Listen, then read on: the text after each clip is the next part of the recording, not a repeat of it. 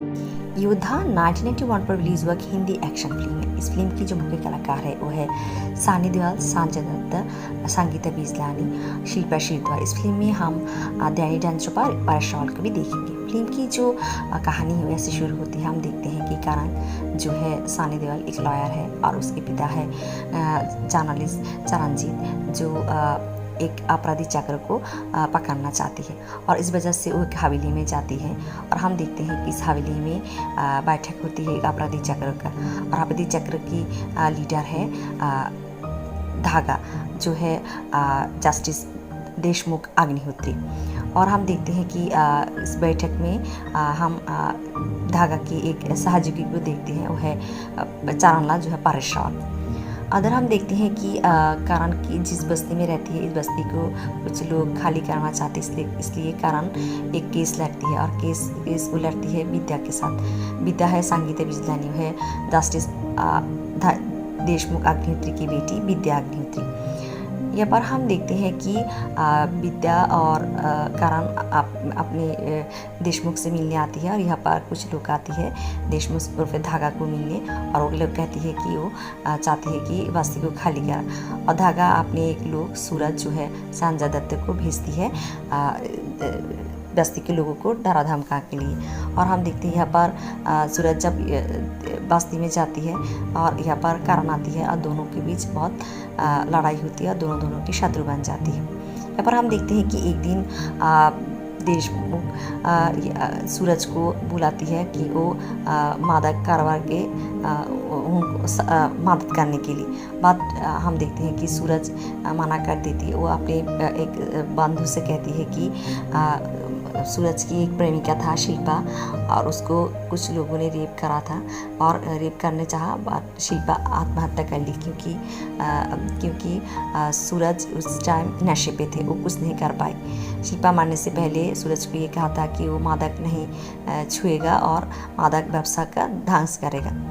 और यहाँ पर हम देखते हैं कि जर्नलिस्ट चरणनाथ इस अपराधी चक्र को फॉलो करती है और वो एक फ़ोन कॉल के माध्यम से ये जान पाती है कि इस मादक के पीछे एक मंत्री का हाथ है और ये न्यूज़ वो पेपर में दे देती है। धागा जब ये जान पाती है वो मंत्री को बचाने के लिए सूरज को मंत्री की सूटकेस लेने के लिए एयरपोर्ट भेजती है बट वो सूरज को ये नहीं बताती है इस सूटकेस में ड्रग है। सूरज जब ड्रग सूटकेस लेने एयरपोर्ट जाती है तब करण उसे रंगे हाथ पकड़ लेती है ड्रग के साथ और हम देखते हैं मंत्री और सूरज दोनों जेल में जाती है। इधर हम देखते हैं कि एक दिन जस्टिस देशमुख चरणनाथ को अपनी असली रूप कहती है कि वही अपराधी चक्र के लीडर है धागा और चरणनाथ को एक मर्डर केस में फंसा देती है और चरणनाथ को ये कहती है अगर वो ये नहीं मानती तो उसकी बेटा और पत्नी को मार दिया जाएगा। और धागा फ़ोन कर जेल की जेलर और मंत्री से कहती है कि जेल में चरणनाथ को मार देने के लिए। जेलर और मंत्री जब चरणनाथ को टॉर्चर करती है तब वापस सूरज चली आती है और चरणनाथ बहुत ही टॉर्चर होती है और बहुत बेहद दशा होती है उसकी और उसे अस्पताल लिया जाता है। अस्पताल में हम देखते हैं कि करण और जस्टिस देशमुख आती है और यहाँ पर चरणनाथ करण से कहती है कि मंत्री और जेलर उसको मारना चाहा बट सूरज उसको बचाने चाहा। और हम देखते हैं ये सुनने के बाद देशमुख उर्फ धागा सूरज को ये खबर पठाती है कि वो सूरज की बहन को मार डालेगी अगर सूरज सच बताया तो।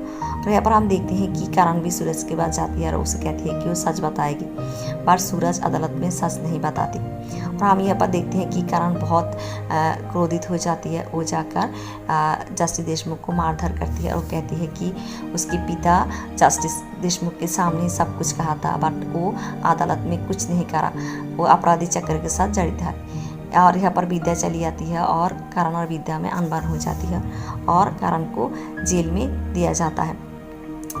जेल में करण जेलर और या मंत्री दोनों को बीच दांदा लगा देती है दोनों, और उनके मुंह से सुन जाती है कि जस्टिस देशमुख उसके पिता को मारने के लिए कहा था।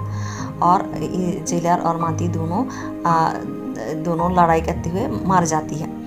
और यहाँ पर हम देखते हैं कि सूरज जेल से छूट जाती है, और जेल से छूटने के बाद सूरज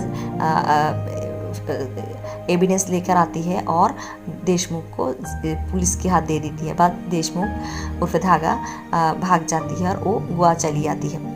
यहाँ पर हम देखते हैं कि सूरज की बहन भारती और करण के भाई पावन दोनों प्यार करती है, और भारती और भारती की शादी के लिए सूरज पावन के घर जाती है।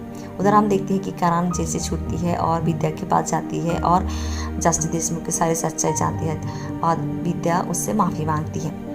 और हम देखते हैं कि विद्या और करण जब घर आती है वो सूरज को देखती है, और सब कुछ जानने के बाद करण इस शादी के लिए मना कर देती है और सूरज चली जाती है। यहाँ पर हम देखते हैं कि पावन बहुत अपसेट हो जाती है, और पावन की माँ सूरज को ये कहती है, पावन को ये कहती है कि पावन को भारती को लेकर भाग जाना चाहिए। पावन और भारती भाग जाती है और गोवा चली जाती है।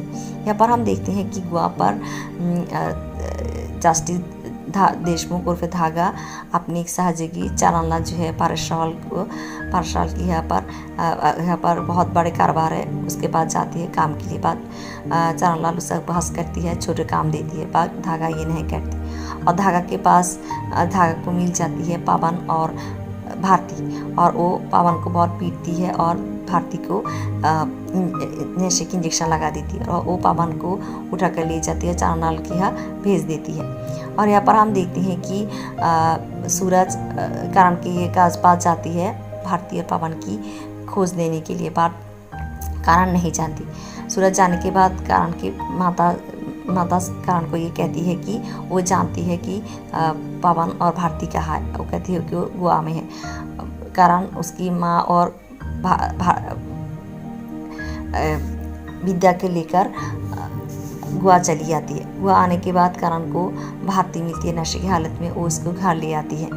और हम देखते हैं कि यहाँ पर सूरज भी गोवा आती है, उसके साथ धागा की देखा हो जाती है, और वो धागा उसे कहती है वो जानती है उसकी बहन कहाँ है। बात इसके पहले उसको एक काम करनी पड़ेगी। वो सूरज को चारणलाल की ले जाती है, चारणलाल की सारे आदमियों को मारकर वो चारणलाल से अपनी सारे संपत्ति लेकर ले लेती है, और यहाँ पर राज करना शुरू कर देती है धागा।